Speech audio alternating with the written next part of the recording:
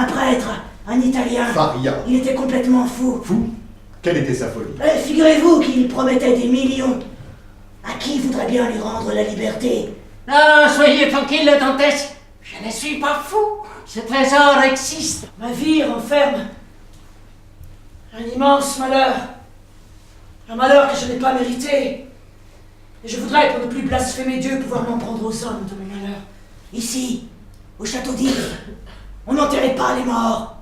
Non, on se contentait de leur attacher un boulet aux pieds et de les jeter à l'eau. C'est ce qu'il faut faire, monsieur. Mais songez-vous à tous les biens que vous pouvez faire avec cette fortune à vos meilleurs amis. Songez-vous, Dantès, à tout le mal que vous pouvez faire avec cette fortune à vos pires ennemis et vous dites impossible. Impossible. Il emporta le défunt, ici, dans son propre cachot. Puis il revint dans le cachot vide, reboucha le trou et se glissa dans le sac du mort. Si vous voulez connaître le coupable, cherchez d'abord à qui le crime commis pouvait être utile. Ils se connaissaient. Comment ne me suis-je pas rappelé cela plus tôt? Je me souviens. La terrasse du restaurant La Réserve. Danglars. Fernand. Si quelqu'un le dénonçait au procureur du roi comme un agent bonapartiste, Je le dénoncerai. Moi. L'unique preuve contre vous est cette lettre. Cette lettre, je la brûle. à qui était-elle adressée? Et monsieur Noirtier? J'ai connu un Noirtier. Oui. Un Noirtier qui était girondin sous la Révolution. Comment s'appelait-il, votre substitut? Monsieur de Villefort. Mais vous savez, pauvre aveugle, qui était ce Noirtier? Ce Noirtier, c'était son père. Son père, Noirtier de Villefort. Je vous ai infiltré dans le cœur un sentiment qui n'y était point. La vengeance.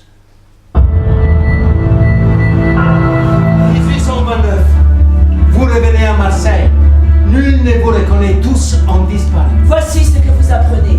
Vous apprenez que votre père, le vieux Dantès, est mort de faim en 1816. Vous apprenez qu'en 1817, Mercédès épouse Fernand Mondego. Fernand déserte la bataille de Waterloo dans les catacombes de l'église Saint-Sébastien, le baron Danglars, est entre les mains de vos deux hommes les plus dangereux. Rome, octobre 1838. Ce serait pour nous un très grand plaisir.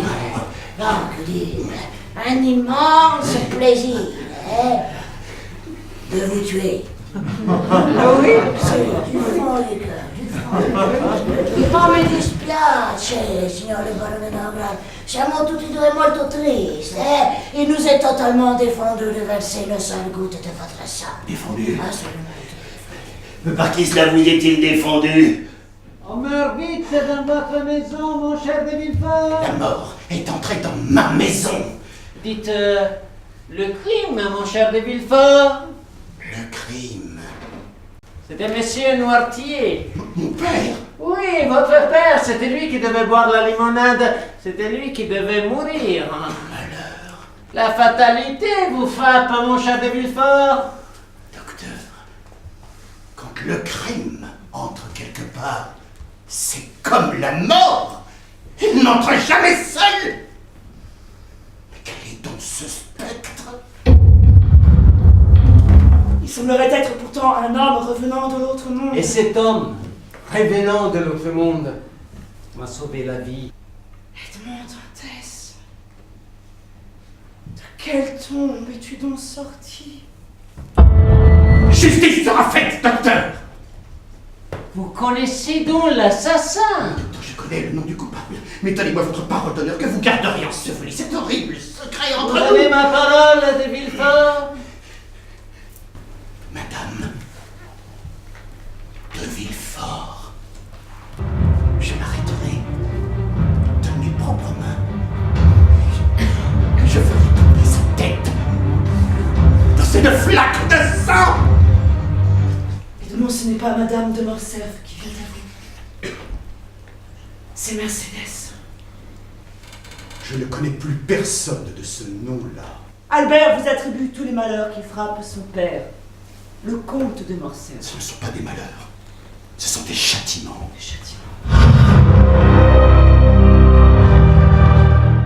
Le numéro 34. Et le numéro 27. Vous les connaissiez, n'est-ce pas, monsieur?